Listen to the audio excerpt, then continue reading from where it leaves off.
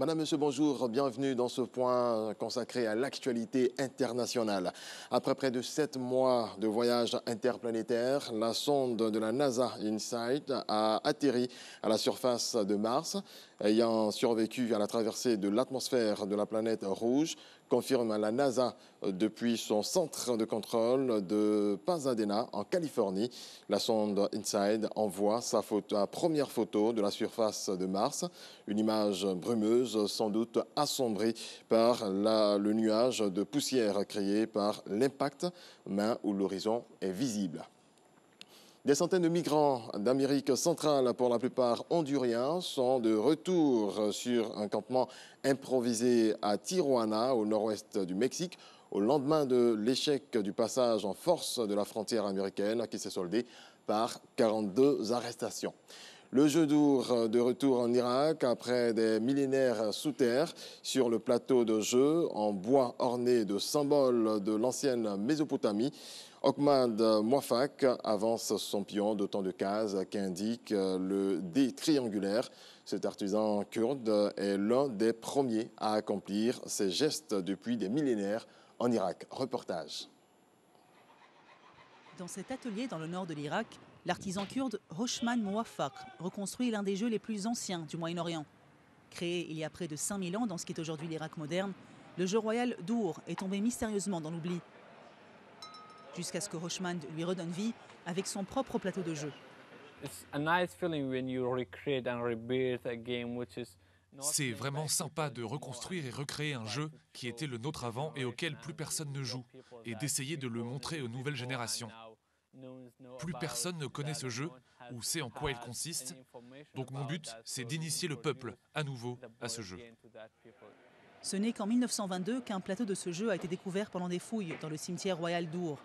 Pour le faire revivre sur ses terres d'origine, l'archéologue britannique Ashley Barlow a demandé à Hoshman d'en dessiner une version basée sur l'original. Malgré ses règles simples, c'est avant tout un jeu de compétition. C'est surtout une course pour faire avancer ces 7 pions jusqu'au bout du plateau avant l'adversaire. Selon les archéologues, le jeu allait bien au-delà du divertissement. Certains joueurs pariaient des tournées d'alcool ou même des femmes. Pour d'autres, le jeu était dirigé par les divinités et pouvait avoir un impact sur leur avenir. Barlow et son équipe de bénévoles veulent rappeler aux locaux leur héritage en présentant le plateau dans les parcs. Ici, les joueurs sont plutôt habitués aux parties sans fin de backgammon et autres jeux de dames.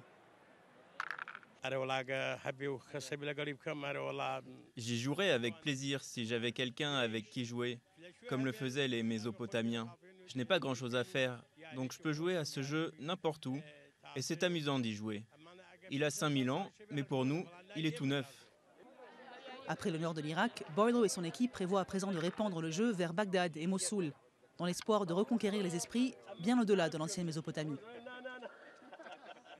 Tennis, finale de la Coupe Davis, c'est sur une défaite 3-7-1 face à la Croatie que Yannick Noah achève son mandat de capitaine de l'équipe de France de tennis et s'éloigne de son sport de prédilection. C'est fini, le tennis pour moi, ce sont les mots de Yannick Noah que nous écoutons.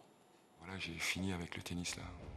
Voilà, j'ai fini aujourd'hui, c'est fini. Moi, le tennis pour moi maintenant, le temps que je vais y mettre, c'est pour mon association Fête de Mur pour le tennis des quartiers.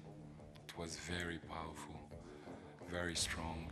I came being a captain and I leave with plenty of friends.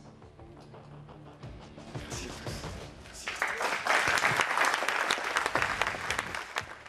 À 107 ans, il fête son anniversaire à vélo. Robert Marchand, le cycliste centenaire, souffle ses bougies en s'offrant un tour à vélo. Une quinzaine de kilomètres sur une voie verte en Ardèche, entouré de quelques dizaines de supporters. Suivons les réactions du centenaire et de son coach. Bon, bah, c'est bien. Je ne croyais pas de pouvoir faire ça. Voilà, ça va. Mais c'est malheureux. Je m'en ai pas équipé pour rouler au froid. Ça devient dur depuis 1 an. Depuis 1 an, ça devient dur. Mais enfin, ça va quand même. Mais je m'entretiens quand même. Je m'entretiens.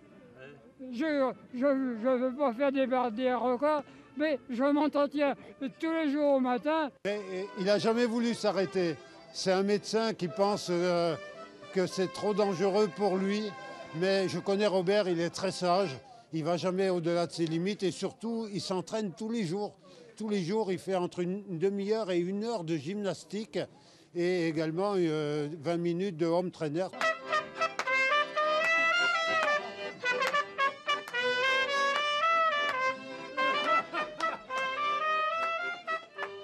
Voilà, c'est sur ces images que je vous souhaite une excellente journée. Merci à toutes et à tous de votre attention.